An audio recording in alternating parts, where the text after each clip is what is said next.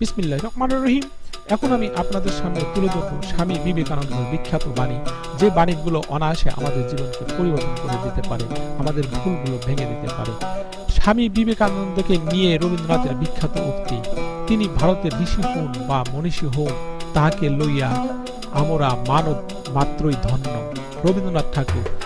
যদি আপনি ভারতকে জানতে চান, বিবেকানন্দকে অধ্যয়ন করেন। তার মধ্যে সবকিছু ইতিবাচক এবং নৈতিবাচক কিছুই নেই। রবীন্দ্রনাথ ঠাকুর। জীবে প্রেম করে যেইজন, সেইজন সে দিয়েছে ঈশ্বর। যার উচ্চ তোমার হৃদয়, তত দুঃখ জানিহ নিশ্চয়। হৃদিবান নিঃস্বার্থ প্রেমী, এ জগতে নাহি তব স্থান। যাতে চরিত্র তৈরি হয়, মনের শক্তি বাড়ে, বুদ্ধির বিকাশ হয়, নিজের পায়ে নিজের দাঁড়াতে পারে, সেরকম শিক্ষা চাই।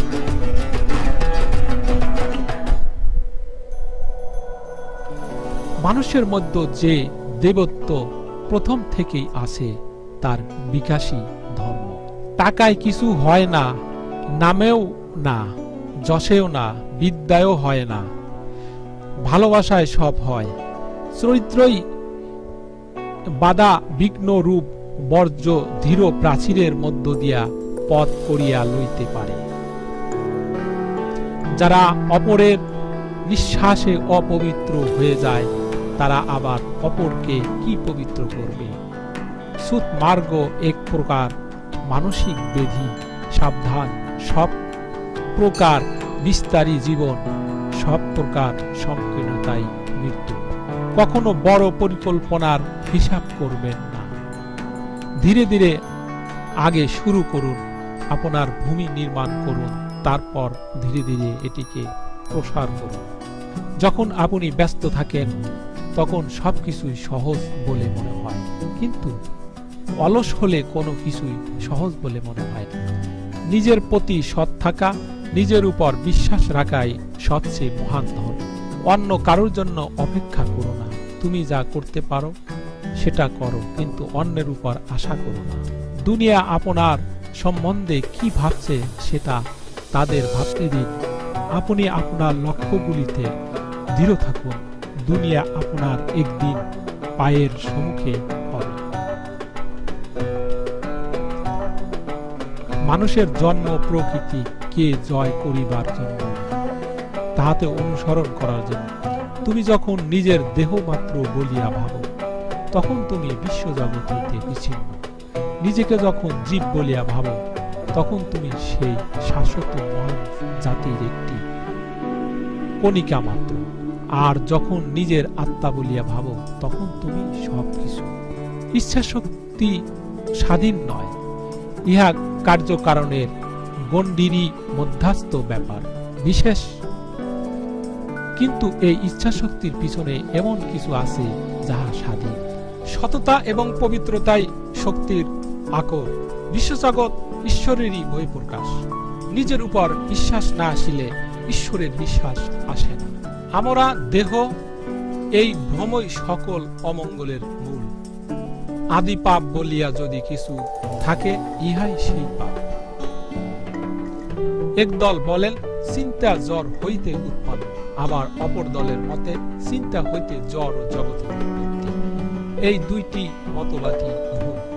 জ্বর বস্তু এবং চিন্তা পরস্পর সহগামী। তৃতীয় এমন একটি বস্তু আছে, যাহা হইতে জ্বর এবং চিন্তা দুই উদ্ভূত। আকাশের ভিত্তিতে যেমন সমস্ত জ্বর কণা একত্র হয়, তেমনি কালের ভিত্তিতে সমস্ত চিন্তা তরঙ্গ মিলিত হয়।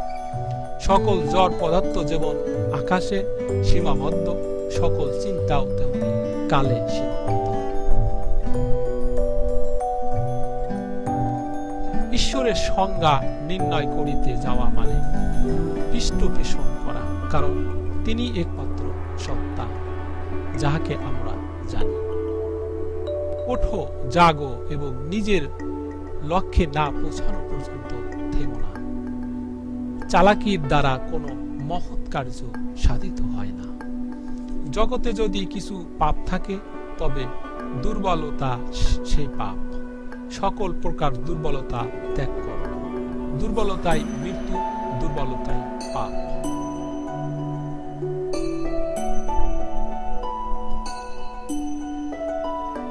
প্রেমই জীবন, ঘৃণাই মৃত্যু। শিক্ষা হচ্ছে ইতিমধ্যে মানুষের মধ্যে থাকা উৎকর্ষের প্রকাশ। যারা তোমার সাহায্য করেছে তাদের কখনো ভুলে যেও না। যারা তোমাকে ভালোবাসে তাদের কোনোদিনও ঘৃণা করো না। আর যারা তোমাকে বিশ্বাস করে তাদের মুক্তি কি? যখন তুমি প্রতিটি মানুষের মনের মন্দিরে ঈশ্বরের অবস্থান অনুভব করতে পারবে, সমস্ত বন্ধন থেকে তুমি মুক্তি পাবে, মুক্ত হবে। তুমি খ্রিস্টের মতো ভাবলে তুমি একজন খ্রিস্টান, তুমি বুদ্ধের মতো ভাবলে তোমার ভাবনা। মেয়েদের আগে তুলতে হবে, সকলকে জাগাতে হবে, তবে তো দেশের কল্যাণ, ভারতের কল্যাণ। নেতৃত্বে যখন থাকবে তখন ভাব হবে দাসের মতো, হতে হবে সম্পূর্ণ স্বার্থহীন, অসীম ধৈর্য ধরতে হবে, তাহলে সাফল্য তোমার। সেই বিষয়ই ত্যাগ করো যা তোমাকে শরীর, বুদ্ধি ও আধ্যাত্মিকভাবে দুর্বল করে তোলে। প্রতিদিন নিজের সঙ্গে অন্তত একবার কথা বলো, অন্যথায় হারাতে হবে জ্ঞানী গুণী ব্যক্তির সস্মরণ। মন ও মস্তিষ্কের দণ্ডে সবসময় অনুসরণ করবে মনকে। পৃথিবী হলো সব থেকে বড় ব্যায়ামাগার, যেখানে আমরা শক্ত সমর্থ হয়ে উঠি। জেগে ওঠো, সচেতন হও এবং লক্ষ্যে না পৌঁছা পর্যন্ত থেমো না। সত্য বলার হাজার রাস্তা আছে, কিন্তু প্রতিটি সত্য হতে হবে। এই বিশ্বের শ্রেষ্ঠ ধর্ম হলো নিজের অন্তরের প্রকৃতি। নিজেকে চেনো, নিজের প্রতি বিশ্বাসী। দিনে অন্তত একবার নিজের সঙ্গে কথা বলো, না হলে তুমি এই পৃথিবীর একজন বুদ্ধিমান মানুষের সঙ্গে কথা বলার সুযোগ হারাবে। এ জীবনে সব থেকে সুখী, সবচেয়ে সফল সেই মানুষ যিনি কোনো কিছু প্রত্যাশা না করে নিজের কাজ করেন। যিনি যত বেশি স্বার্থ ত্যাগ করতে পারবেন তিনি তত বেশি সফল। যদি গোটা একটা দিনে তুমি একটাও সমস্যার সম্মুখীন না হও, তাহলে বুঝতে হবে যে তুমি ভুল পথে চলছো। একটা ধারণা গ্রহণ করো, একটা ধারণা গ্রহণ করো। স্থির করে নাও যে এই ধারণাই তোমার জীবন। এবার একই স্বপ্ন দেখো, একই চিন্তা করো এবং এই ধারণা নিয়েই বাঁচো।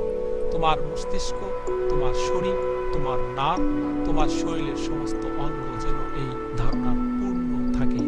আর সব চিন্তা ভাবনাকে দূরে সরিয়ে দাও। এটাই হলো সাফল্যের পথ। এভাবেই শ্রেষ্ঠ ধর্মীয় চেতনা জাগ্রত হয়। যখন নেতৃত্ব দিচ্ছ তখন সবার সেবা করো, স্বার্থ শূন্য করো, নিজের মনে অসীম ধৈর্য রাখো, তাহলেই সাফল্য তোমার কাছে ধরা দেবে। নিজের ভেতর থেকে জাগ্রত হও। অন্য কেউ তোমাকে শিক্ষা দিতে পারবে না, অন্য কেউ তোমাকে ধর্মের পথে চালাতে পারবে না। অন্য কেউ নয়, তোমার আত্মাই তোমার শিক্ষক।